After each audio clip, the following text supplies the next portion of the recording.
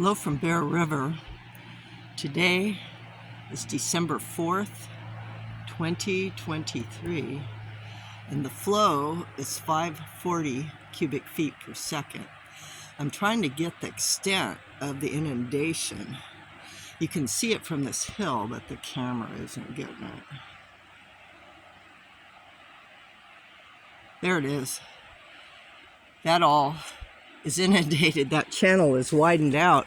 I mean, it's pretty much flowing as a channel. You can see here,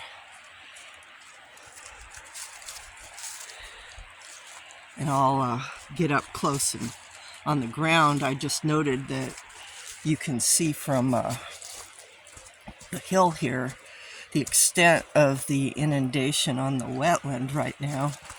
Even though it's a dry fall, what's happening is PG&E is draining their full Spalding property.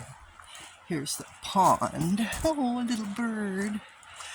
Yeah, I haven't seen the beaver swimming around in quite some time, but see, from here you can't see the extent, but it goes from the edge of where the vegetation is clear over to where that channel is, and back.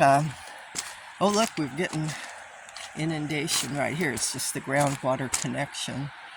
But here's the bottom edge of the beaver pond. And everywhere where there's vegetation right there is water flowing on the ground. And who would have made this rim for this pond? Let's think about that. This was a channelized river with just the far fork channeling all the water. And somehow this catchment here was created, and the brim has developed that's spreading out the flow over, a fairly large area, as you can see. It extends into these willows, alders, and cottonwoods, as well as the herbaceous materials. Here's some, I don't know what kind of grass, but I'm sure it's exciting because it's grass that grows in a wetland. But here's the edge. I mean, it's clear over here. This is the edge of the water. This is the cobble.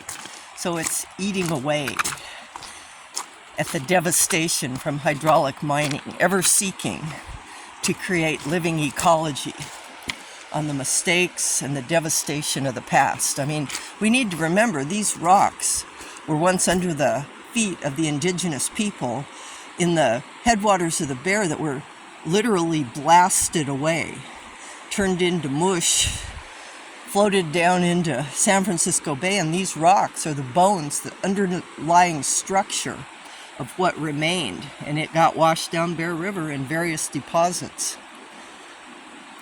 And again, I was talking about the habitat for little fish that this provides. It's substantial.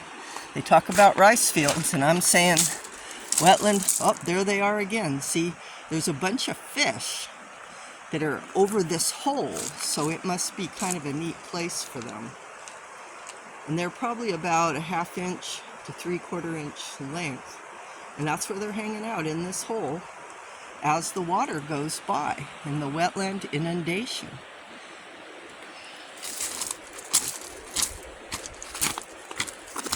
And I don't know if I said it's December 4th, 2023, and the flow is 540 cubic feet per second.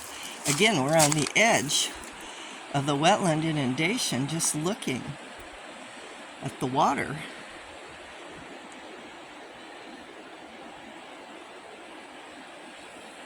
I'm hoping this captures it, because I just find it incredible.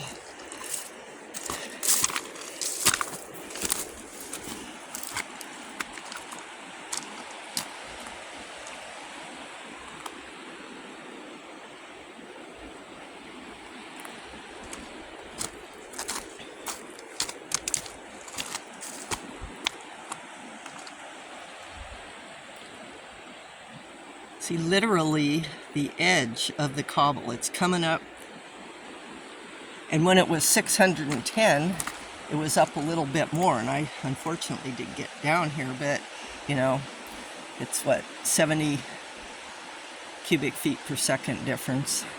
But I mean, look at this.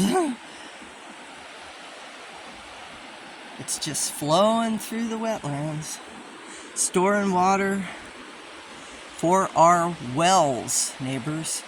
This water is going into the ground, and that will help our well water, something that neither PCWA nor NID cares about, because that's water that's free to us.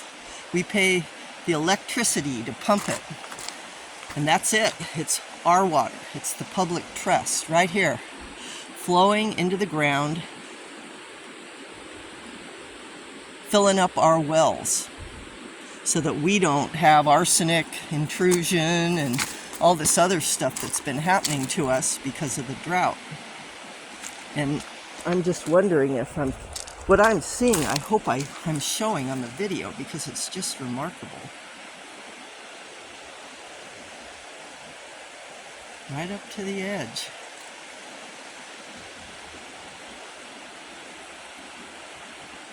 I'm probably a good 30 yards from the second channel, and now we're getting significant flows along the shore of what was the channel. It's coming this way, so this could be a channel in and of itself, and this whole area would become the channel.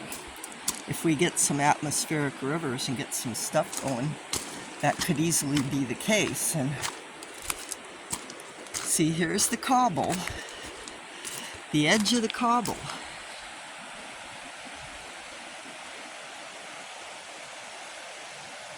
There's the pond, and there's not much cobble left, and I'm happy to say.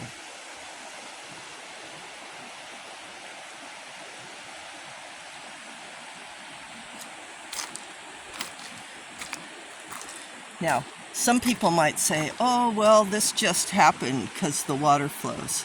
I don't believe it. This was engineered. This was planted. For years, this looked just like this cobble right here. It was cobble clear over. And this has happened as a result of our furry little friend engineers. I'm convinced of it.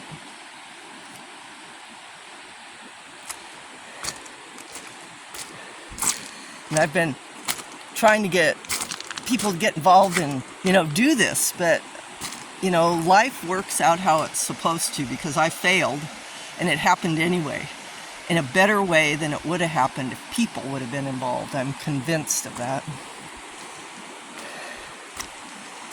But yeah, right up to this willow now.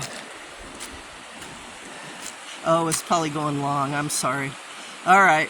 Well, here we are, where the bottom of the wetlands and into Beaver Pond 2. Mniwachoni, water is life.